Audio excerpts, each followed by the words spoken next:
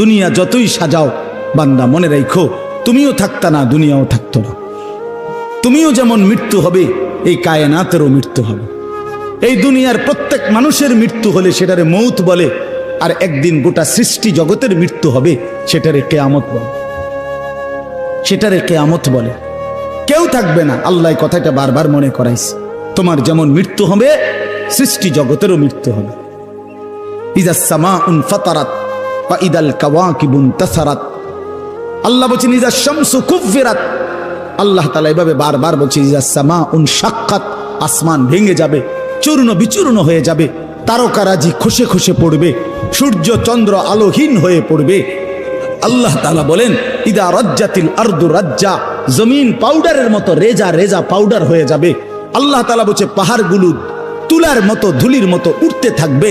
আল্লাহ বলছে বান্দা একদিন আমি গোটা কায়নাত আমি শেষ করে দেব, আমার সংসার আমি গুছায় ফেলবো, আমার এই কায়নাত আমি আল্লাহ তাআলা ইসরাফিলের সিঙ্গার ফু দিলে আমি আল্লাহ তাআলা গুটিয়ে ফেলবো। এই কথাটাই আপনাদের সামনে এখানে আমি শুনাইতে চাই, এই অল্প একটু শুনে। আল্লাহ তাআলা এখানে এই কথাটাই তুলে ধরছেন কোরআনের বহু সূরায়, যে বান্দা এই সৃষ্টি জগৎ একদিন থাকবে না, কিয়ামত হবে, একদিন ইসরাফিল ফু দিবে। ইসরাফিল যেদিন ফু দিবে, কোরআনে এই বর্ণনাটা দুই ভাবে আছে। একটা হলো ইসরাফিল প্রথমবার ফু দিবে, আরেকটা হলো ইসরাফিল দ্বিতীয়বার ফু দিবে। ইসরাফিল মোট দুইবার ফু দিবে। প্রথমবার ফু দিলে জমিনের মধ্যে ভূমিকম্প শুরু হবে। আল্লাহ বলেন এই ভূমিকম্পটা গোটা পৃথিবী একসাথে, আমার সৃষ্টি পুরাটা একসাথে নড়বে। ইন্না জালজালাতাস সাআতি শাইউন আযীম।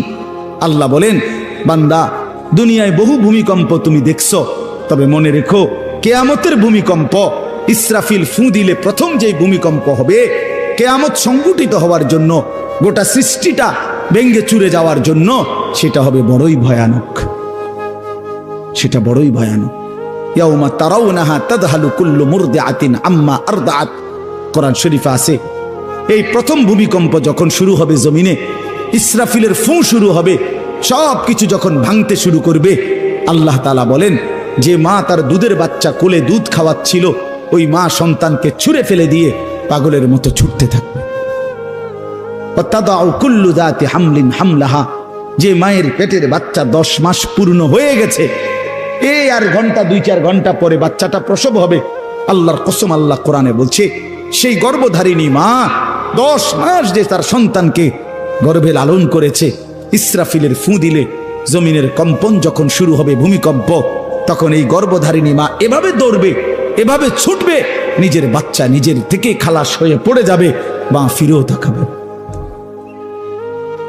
ও তারা নাসা সুকারা, আল্লাহ বলে সমস্ত মানুষগুলো বাতালের মতো দৌড়তে থাকবে। এইভাবে সব কিছু কাঁপতে কাঁপতে সব কিছু কিছু দূর গিয়া গিয়া ভাঙ্গা ভাঙ্গা পড়বে, মুখ থুবড়ে পড়বে। তো আল্লাহ রাসূল সাল্লাল্লাহু আলাইহি সাল্লাম বলেন সমস্ত কিছু এই সৃষ্টি জগতের যা আছে আল্লাহ ব্যতীত সব কিছুই প্রথম ফুঁয়ের পরে কাঁপতে কাঁপতে ভূমিকম্পের মতো হয়ে জমিনের তলদেশে চলে যাবে। মাটির উপরে তখন একটি সুতা আর থাকবে না, আর কিছুই না। এই হলো কিয়ামত, প্রথম ফু, প্রথম ভূমিকম্প। নির্দিষ্ট একটা সময় পরে আবার আল্লাহ তাআলা ইসরাফিলকে জীবিত করে আবার বলবেন আরেকটা ফু দাও, একটি নির্দিষ্ট সময় পরে। সেই সময়টা কতদিন? হাদিসের একটি বর্ণনা থেকে, নবীজির একটা বর্ণনা থেকে মুহাদ্দিসিনে কেরাম বলছে এই দ্বিতীয় ফু আর প্রথম ফুর মাঝখানে, প্রথম ফুতে সব কিছু যখন কবরে চলে যাবে, তখন হতে পারে দ্বিতীয় ফু দিতে দিতে মাঝখানের সময় 40,000 বছর।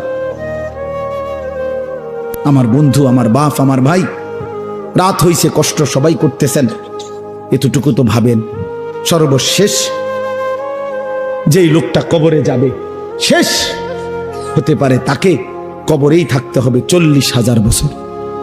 তো এখন যারা মরতেছে তারা কবরে আছে আজকে কত বছর? নবীজি সাল্লাল্লাহু আলাইহি সাল্লামের জামানায় যারা মারা গেছে তারা আজকে কতদিন কবরে? ওই নূহ আলাইহিস সালামের জামানায় যারা মারা গেছে তারা আজকে কতদিন কবরে? ভেবে দেখেন। আচ্ছা, এই শেষ লোকটাই যদি 40,000 বছর থাকতে হয়, আর যদি কবরের আযাব হয়, তার কি পরিমাণ কষ্ট পাবে সে, কি পরিমাণ কষ্ট পাবে। আল্লাহ রাসূল সাল্লাল্লাহু আলাইহি সাল্লাম বলেন, কবরের প্রথম শাস্তিটা কি? কোন ব্যক্তি যখন কবরের প্রশ্নের জবাব দিতে পারবে না, তখন আল্লাহর পক্ষ থেকে ফেরেশতাদেরকে বলবে, কাযাবা আবদি, আমার বান্দা মিথ্যা বলেছে। ফাআফরিশুহু মিনান নার ওয়ালবাসুহু মিনান নার ওয়াফতাহু লাহু বাবান ইলান নার। আল্লাহ বলবে ফেরেশতাদেরকে, ফেরেশতারা আমার এই নাফরমান বান্দার কবরের মধ্যে জাহান্নামের বিছানা বিছিয়ে দাও, আগুনের পোশাক পরিয়ে দাও, আর জাহান্নাম বরাবর তার জন্য একটা দরজা খুলে দাও।